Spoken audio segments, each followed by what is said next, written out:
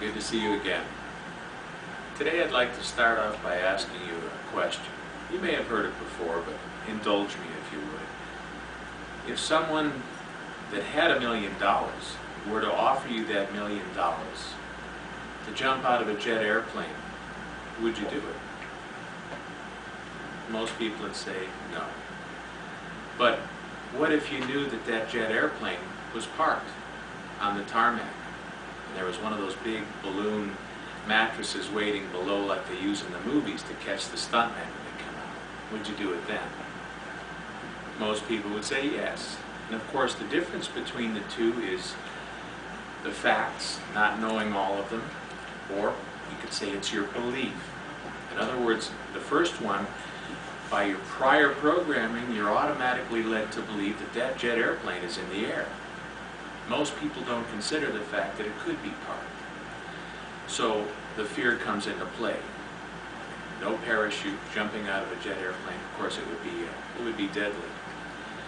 Well, here's another one for you. Let's say you had a large oak plank, maybe 12 inches wide, 2 or 3 inches thick, pretty stout plank.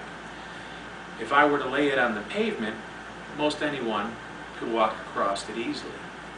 But if you were to span a very tall building to another tall building, or in the case of the original person that said this, 2 cathedral towers, most people would not be able to do it because of the fear that would instill in them.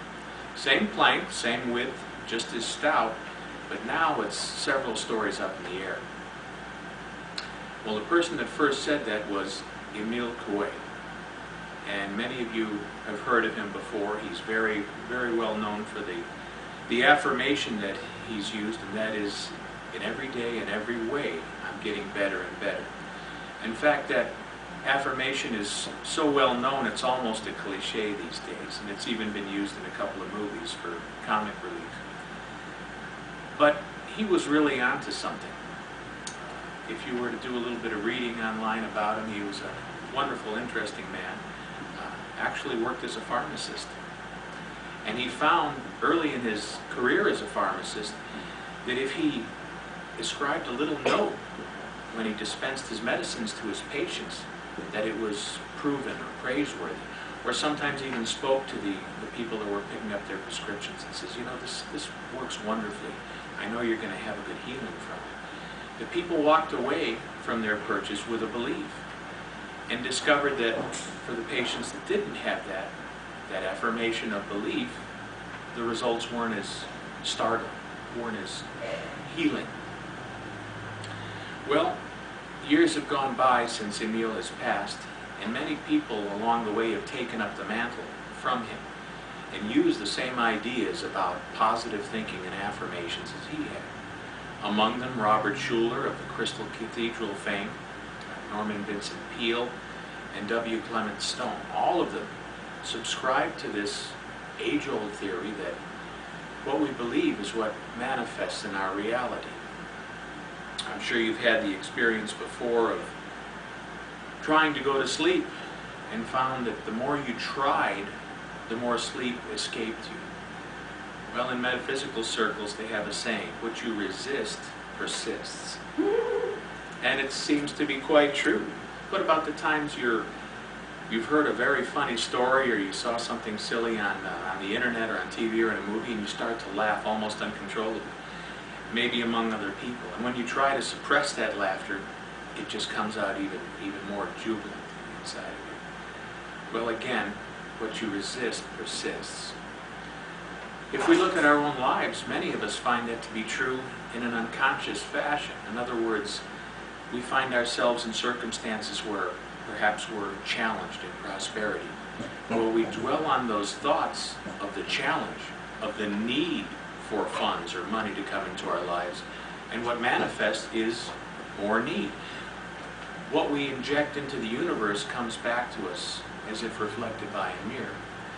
So Emile, by using his affirmation, every day in every way I'm getting better and better, found that he could counsel patients and they would respond very well to it. And of course it could be modified to whatever the need might be, whether it be a health challenge or a challenge with relationships. Affirmations are very powerful. And as I've said in the past, it's not something that you're merely parroting, but you're using to grow the belief, grow the faith within yourself that these things can really change. Well, a lot of people are called these days sheeple, because like a sheep, they follow the example of the herd mentality around them. In fact, I read once about someone who was aboard a boat and threw a sheep off the edge of the boat, and all the sheep followed, just like lemmings jumping off into the ocean. Well, unfortunately, most of us are so busy by the distractions around us that we automatically do the easy thing, and we subscribe to this race consciousness that's so heavily prevalent around us. These days we hear an awful lot about recession, depression, hard times, and of course we all get caught up in that. Well, there was another depression. Most of us can't remember it personally, although there's a few of us who were children of that depression. And deep into the depression, someone wrote a song, and the name of the song was Happy Days Are Here Again. Well, it was actually a little early in the depression when that song was written, but it was meant to be a clarion call to everyone that things can get better if you have the faith in it. If you focus your attention on the things that you want in your life, those are the things that manifest. And what better way to do that, especially for beginners, than with an affirmation? What affirmation? Choose which is best for you. Or if you're uncomfortable doing that, start off with Emil's. In every day, in every way, I'm growing better and better.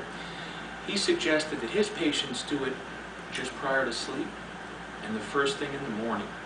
And like most people, many were skeptical and they brushed it off as a lot of poo. But lo and behold, they found things beginning to change gradually in their lives.